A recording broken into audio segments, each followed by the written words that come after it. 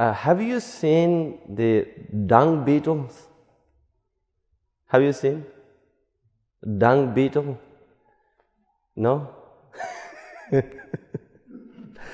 No, the beetles, the insects? Yeah.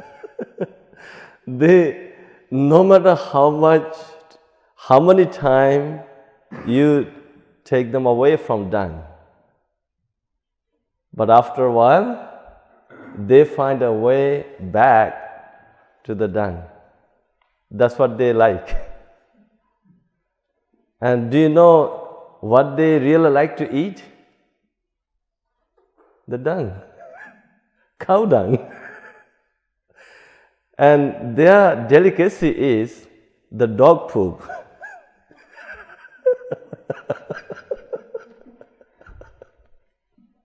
No? Yeah. Just Google what they like to eat, what their delicacies. You know? And although you give them the best food, let's say rice and curries, or pizza or sandwich, they won't enjoy, they won't eat those things. But they like to eat. They want to go back to the dung, and they want to just live in the dung. I think this is what's happening with us. Now I think, I Google about this topic. There are people who are giving solutions to this, like how to control overthinking. But my way of understanding this overthinking is different from what they are thinking. It's actually not you who is doing this overthinking, but there is something in our brain that's doing the overthinking. The purpose, the whole purpose, the goal of this thing inside our brain wants us to live a miserable life, a painful life. Right? So, how does it make you live a miserable life? Let's say you do something negative, and this thing in the brain wants to think about it over and over and over and over again. Let's say you had a fight with someone, with your co-worker at work. Or let's say you had a fight with your partner, your wife, your husband, and then this thing in the brain wants you to think about it over and over again. Now why? Because it knows that when you think about it, you become miserable. You go through so much emotional turmoil. Let's say if you had someone that you really loved, you cared for, and when that loved person is gone from your life, then this thing in your brain wants you to think about it over and over and over again. Now why?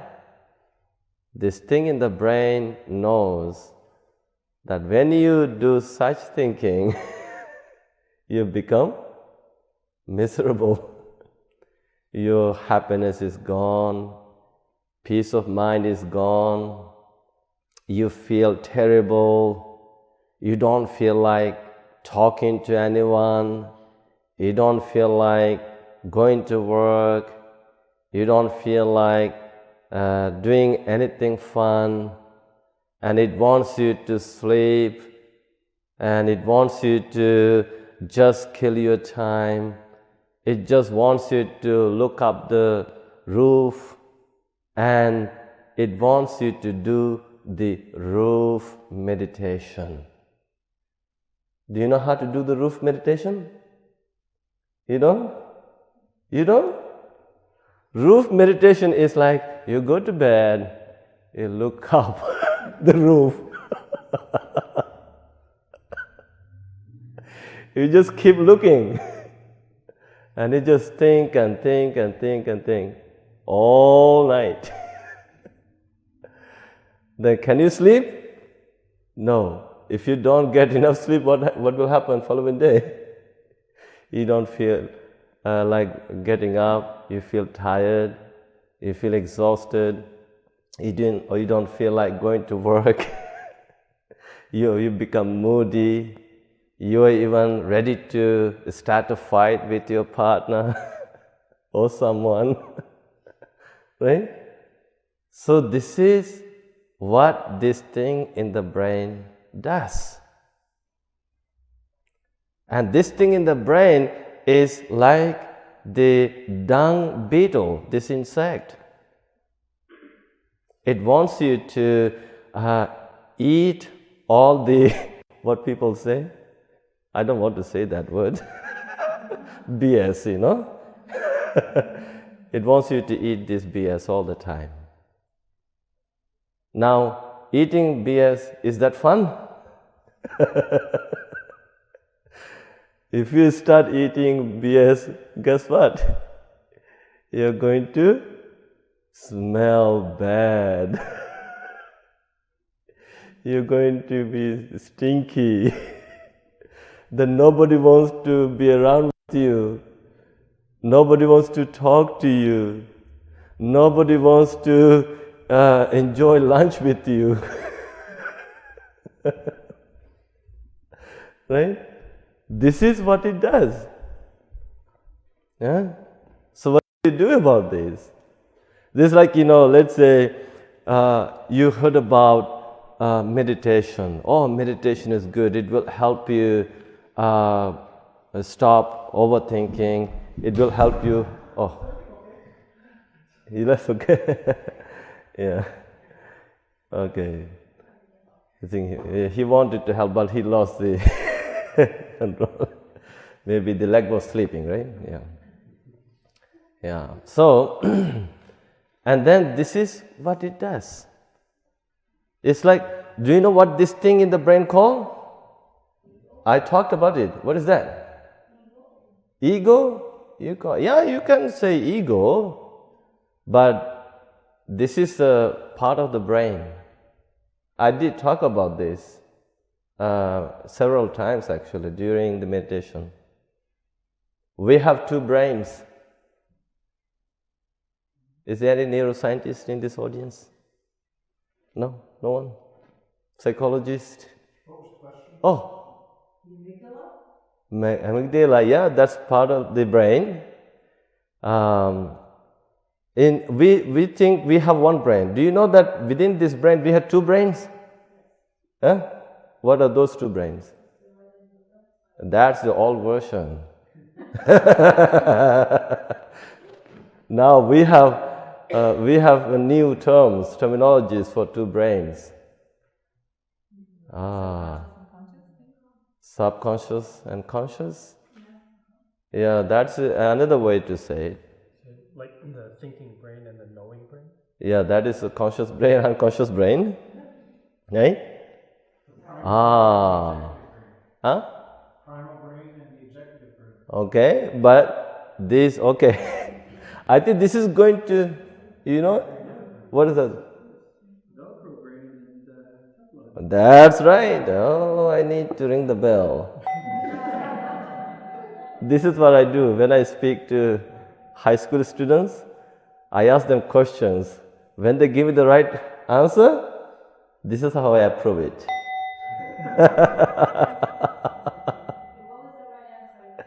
Okay, so it's called the Velcro brain and the Teflon brain. Velcro brain and the Teflon brain. So Velcro. Now, you have studied chemistry, right? Now, what does Velcro mean? What is this? Sticking. Velcro means sticking. You have Velcro in your shoes. You have Velcro in your jackets, right? So, the whole purpose, the goal of this Velcro brain is to make us miserable, to live a painful life. Now, it's a primitive brain, undeveloped, uninstructed, and it wants us to suffer. And this brain knows how to make you suffer. Let's say now, all of you came to this meditation class. You are here to do meditation with the urban Buddhist monk. And you have heard so much good about this monk. And you have heard so much good about this weekly meditation class. And when you come here, I just yell at you, "Get out of here! I don't like you! You're so ugly!" I'm not saying that you're ugly, you're beautiful, you know. Now, if I say something like this, and then you say, "Oh my goodness, I thought this monk is cool, but he's not," then immediately Velcro brain commands you, "Hey, get out of here. He's not a cool Buddhist monk. He's nasty. He's bad." Now, when you get this experience, can you forget this? No, when you go back to work, you will talk about this. "You know what? I went to that meditation class and this monk was so impolite. He yelled at us. He said bad words." Now, what's happening here? It's your Velcro brain. It's making you think while you're driving, while you're eating, while you're taking a shower, while you're working in the office. And you will be talking about this over and over and over and over again. Right? So this overthinking is done by who? It's not you. Velcro brain. That is the unconscious one. It's happening. And you know what we say? In Asia, we call it the monkey mind. Monkey mind. You know, if you watch the monkey cannot stay still in one place. It wants to jump all over the places, from branch to branch, tree to tree. It looks around and plucks a fruit, take a bite, and then if someone is looking at the monkey, it will throw the fruit at that person. It actually happened to us. It was in late 80s when our monastic teacher established that forest monastery. So they had the opening ceremony. So we had all-night chanting, and after doing the all-night chanting, in the morning after the breakfast, we monks, came out. So there were some senior monks. So there were a lot of monkeys on the trees.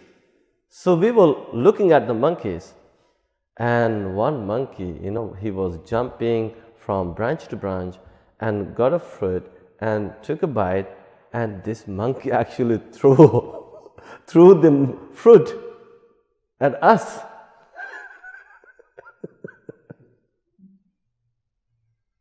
So I think we also have the monkey attitude. If we hate someone, what do we do? We want to react. We want to hurt that person. We want to throw so many things, not just the words, even we want to feel like beating, We want to throw it back. Yeah. So, this is what this overthinking mind does. And this overthinking mind is also called, I call it, the inner boombox. It's like a radio, like a CBC radio, 24 hours, right? It talks about it. And also it's like a CP24 channel. Does it stop? No, 24 hours. It's talking about things, every half an hour. It repeats. This Velcro mind, which is doing it. Unconsciously, we started feeding this Velcro brain, Velcro mind. For how many years? Do you know how we feed this brain? We have some channels, the special channels. What are those channels?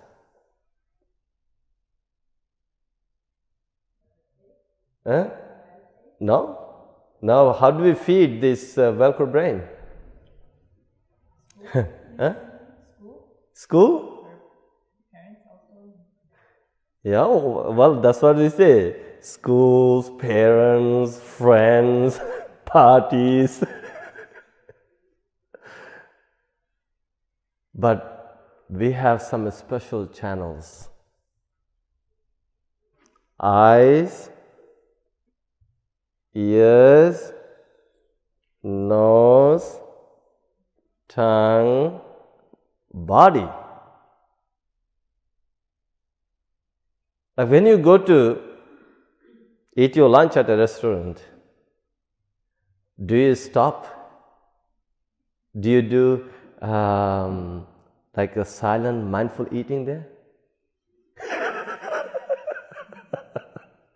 While you're eating, you're talking about Donald Trump, you're talking about coronavirus, you're talking about what's happening in Europe, you're talking about the sports, you're talking about the celebrities, you're talking about all the nonsense things, the politics, and you're talking about someone that you really hate, right? Now, after eating the meal, do you stop there? And even after a week, you will be talking about this restaurant, all the food that you are enjoying.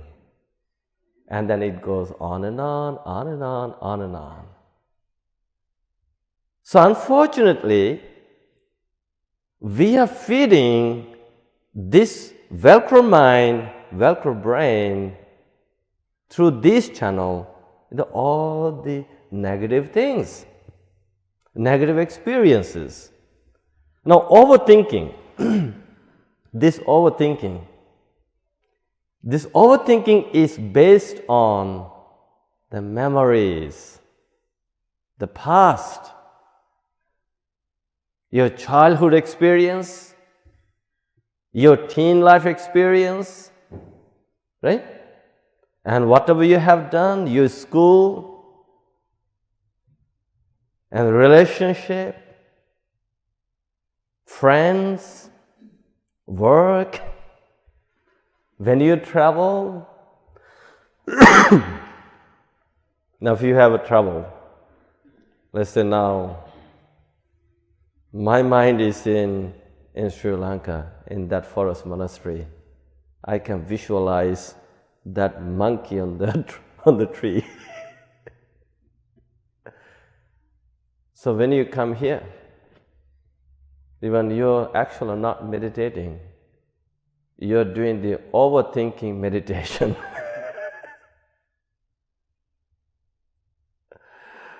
Then you come here for peace of mind, and you leave this meditation hall with a lot of frustration and disappointment, and then you start blaming me. That urban monk is no good. He doesn't know how to do a good job. So we start blaming. So what do we do about this? This overthinking is all about the stories. It's all about the particular mental image you're hanging on to. And it's very difficult to remove. You come here, or you're fine for 1 hour, and then when you go back, it's like that dung beetle. Although you take it out, and after a while, it goes back to that cow dung. Cow dung is what people call today BS, no? So this beetle would like to eat dung. Our Velcro mind, Velcro brain is also like that. Now this Velcro mind has to be trained. There is a good brain. That good brain is called the Teflon brain or Teflon mind. Now you need to train this, but at the moment, this Teflon brain, Teflon mind is very weak. Why?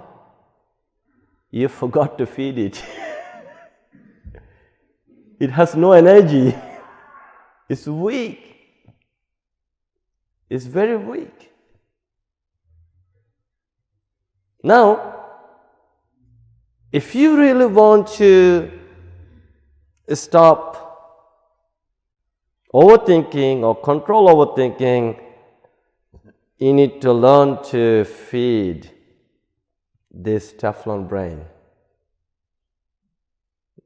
Now, how do you feed this Teflon brain? There are many things, Let's say you need carbohydrate, you need protein, you need vitamin, right? You need to drink water,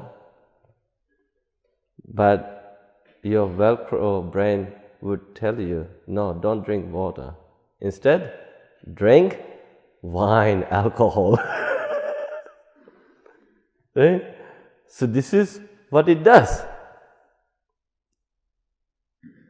So for this, now feed. The supervisor was very, very angry, upset, because it has a lot of memories, but it's okay. You don't have to be upset with that.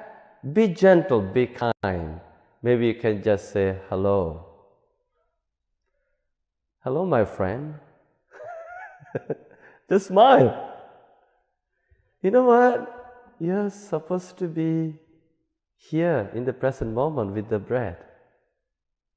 Maybe if someone is visiting you, you can open the door. Hello. I don't think this is the right time to be here. This is the meditation time. Right? Maybe you can come after meditation. But if you would like to meditate with me, welcome, come inside.